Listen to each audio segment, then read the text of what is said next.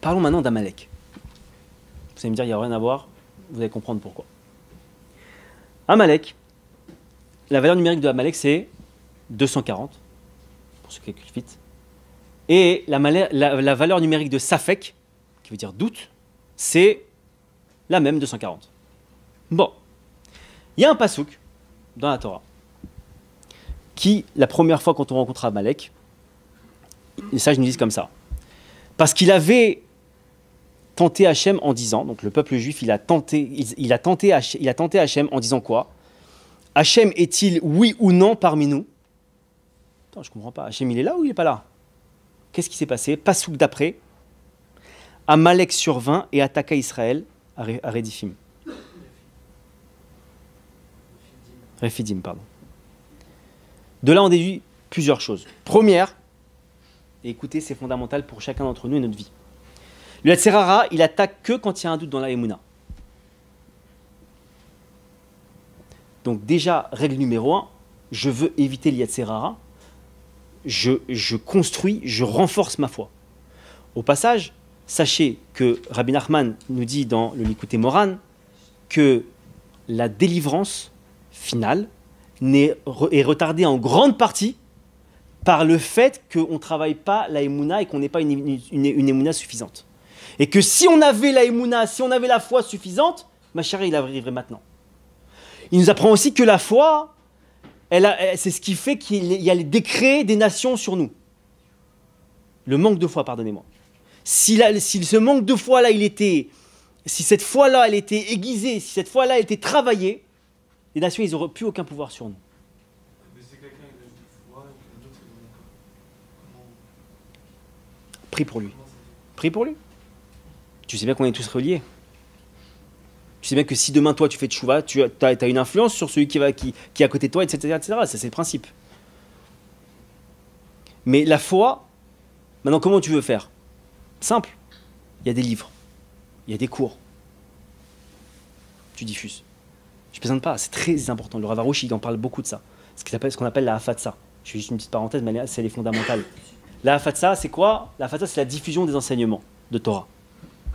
Notamment les enseignements de Rabbi Nachman ou autres. Mais en tout cas, tous les enseignements qui peuvent approcher un être humain, je ne plaisante pas, de Dieu, d'Hachem, de son service divin, foncez, diffusez, mettez de l'argent, c'est important, c'est fondamental. Et sachez une chose, le Rav nous a enseigné une chose fondamentale et extraordinairement belle, que tout celui qui fait de la Hafatsa, son portrait, Hachem le met devant son trône céleste et il le regarde tous les jours.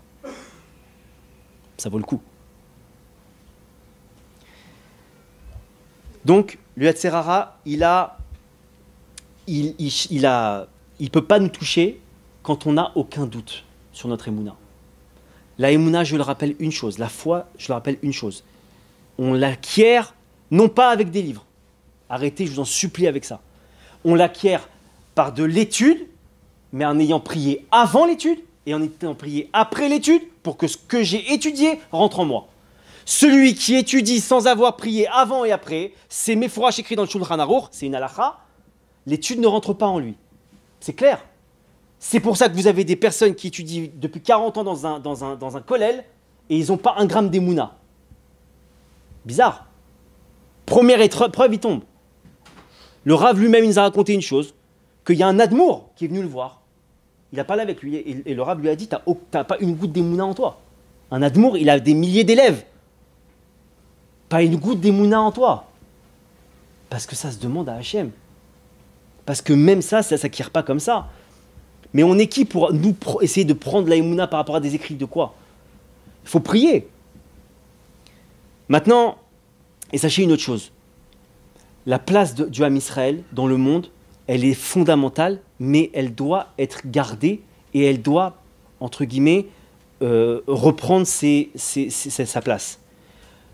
Pour vous donner un ordre d'idée, un machal, une image, imaginez que dans un puzzle, vous avez posé une pièce ici, là, alors que sa pièce a été centrale. Toutes les pièces, qu'est-ce qui se passe? Elles peuvent se placer négatif. Faites une autre expérience. On va à la synagogue, faites l'expérience un jour, parce que moi je m'amuse beaucoup à le faire. Vous connaissez la place d'un type qui est sa place kavua, sa place fixe, merci. Sa place fixe.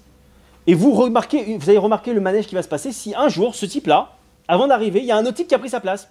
Un touriste, ce que vous voulez, il a pris sa place. Qu'est-ce qui va se passer? Le type va arriver.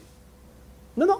Imaginons que c'est un type qui a vendu des retraites, il se comporte bien, etc. Qu'est-ce qui va se passer? Il va regarder de manière un peu rageuse. Qu'est-ce qu'il va faire?